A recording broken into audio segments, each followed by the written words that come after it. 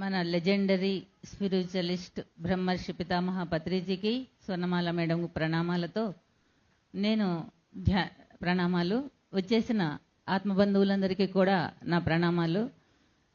నేను ధ్యానంలోకి మా సిస్టర్ ఇన్కమ్ ట్యాక్స్ ఆఫీసర్ శోభ మేడం ద్వారా వచ్చాను. మొదట నాకు ఎలాంటి అనారోగ్యము లేదు. తను ధ్యానం చేస్తూ ధ్యానం చెయ్యి అని చెప్తూ ఉంది. మరి ధ్యానం అంటుంది కదా, తను చెప్పగా అనిపించింది నాకు, ఏంటో చెప్తుంది కదా. అప్పటికి నాకు టీచర్స్ కాబట్టి పుస్తక పఠనం అనేది ఉంది కాబట్టి స్వామి వివేకానంద, రామకృష్ణ పరమహంస అలాంటి వాళ్ళ పుస్తకాలు చదవటం వలన కొంత తెలుసు కాబట్టి వాళ్ళు చేశారు కదా, ఏదో చెప్తుంది కదా, దీంట్లో ఏముందో చూద్దామని నేను ధ్యానంలోకి ప్రవేశించడం జరిగింది మిత్రులారా.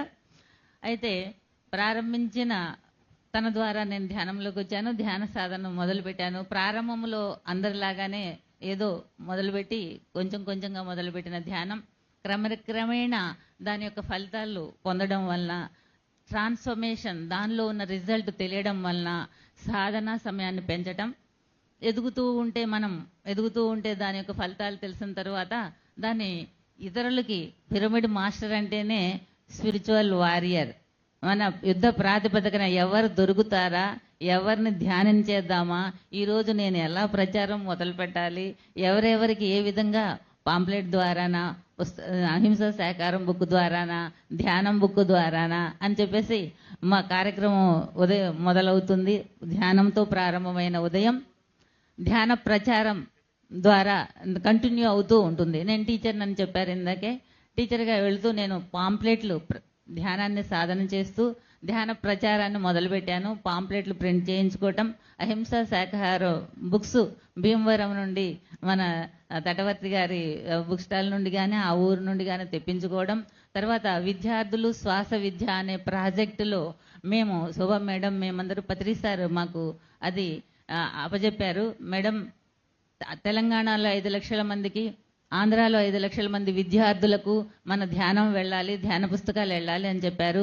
ఆ ప్రాజెక్ట్ అప్పచెప్పిన తర్వాత మేము 3,60,000 పుస్తకాలను ప్రింట్ చేయించటం, తర్వాత శోభ మేడం వాళ్ళు టీమ్గా హైదరాబాద్ ఏరియాలో ప్రచారం చేయించడం విద్యార్థులకు.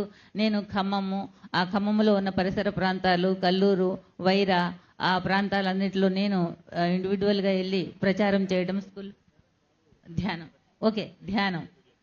నేను ధ్యానం వలన చాలా ఫలితాలు పొందాను.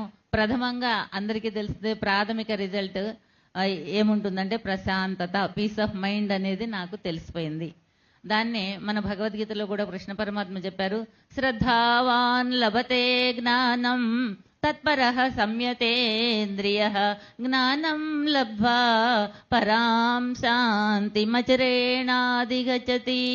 అంటూ కృష్ణ పరమాత్మ భగవద్గీతలో మనం ధ్యానం వలన పరమశాంతి లభిస్తుంది. ఇంద్రియాలను నిగ్రహించి మనం కూర్చొని ధ్యాన సాధన మొదలు పెడితే మనకు మొట్టమొదటిగా లభించే ఫలితం ఏంటంటే పరమశాంతి లభిస్తుందని కృష్ణ పరమాత్మ భగవద్గీతలో బోధిస్తున్నారు. ఆ రిజల్ట్ని నేను ధ్యాన సాధనలో మొట్టమొదట పొందాను. ఏ రోజైతే ధ్యాన సాధన చేయలేదో, ప్రారంభములో ధ్యాన సాధన చేయలేదు, ఆ రోజు నాకు అనీజీగా ఉండేది. అప్పుడైతే ఓహో, ధ్యానం వల్ల ప్రశాంతంగా హాయిగా ఉంటుంది అని మొట్టమొదట గ్రహించి ఆ ధ్యానాన్ని కంటిన్యూ చేయడం ప్రారంభించాను మిత్రులారా. తర్వాత కోపం తగ్గింది అనేది కూడా ట్రాన్స్ఫర్మేషన్ నాలో జరిగి కోపము ప్రశాంతత వచ్చింది, కోపం అనేది తగ్గిపోయింది. అంటే మిగతా వాళ్ళకి నేను ధ్యానం వలన పొందిన ఫలితం ఏంటి, ధ్యాన సాధన వలన తెలియజేయడం కోసం మాట్లాడుతున్నాను.